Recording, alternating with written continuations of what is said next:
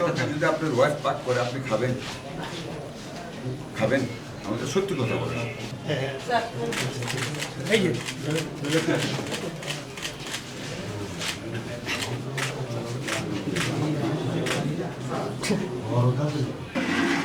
এই তরকারি যদি আপনার ওয়াইফ পাক করে আপনি খাবেন? খাবেন? আমাদের সত্যি কথা বলেন। আমি খাইতাম না, আপনি খাবেন? জবাব দেন।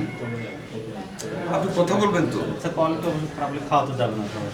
আপনি দেখে কি ঝোল একটু বেশি দেবেন স্যার, ওই সমস্যাটা টেস্ট No, টেস্ট শোনেন, মিষ্টি কুমড়া এমন একটা তরকারি যে আপনি ঝোল কম থাকলে অনেকগুলি ভাত খাওয়া যায়, আমি নিজে খাই, আমি খাই অভ্যস্ত।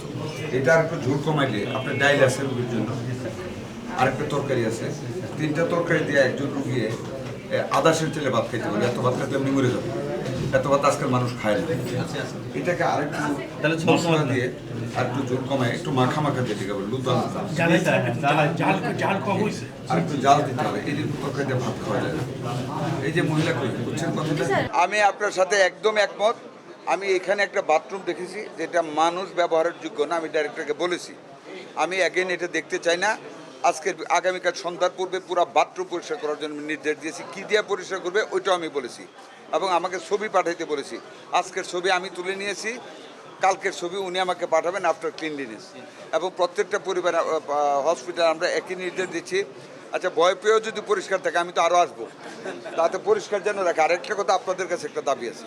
এই যে আমি আসলাম, আপনারা হুমড়ি খেয়ে পড়লেন, একটু অন্তত সপ্তাহে 2-3 দিন আপনারা ঢুকে আমাকে রিপোর্ট করেন, এটা আমার একটা অনুরোধ।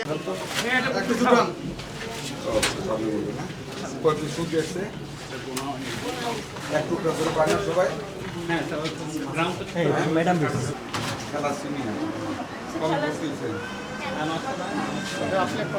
আগে হ্যাঁ, প্রায় ভর্তি আর মাসে 2 বার দেওয়া লাগে।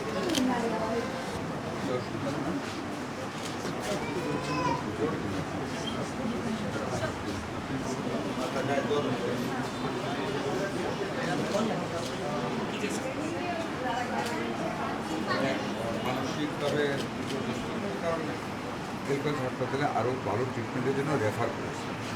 আপনি এখান থেকে ওইখানে যাবেন, দেখাবেন, হ্যাঁ, আপনার হাজব্যান্ডের সাথে আলাপ করবেন, ইনশাআল্লাহ ঠিক হবে। হ্যাঁ।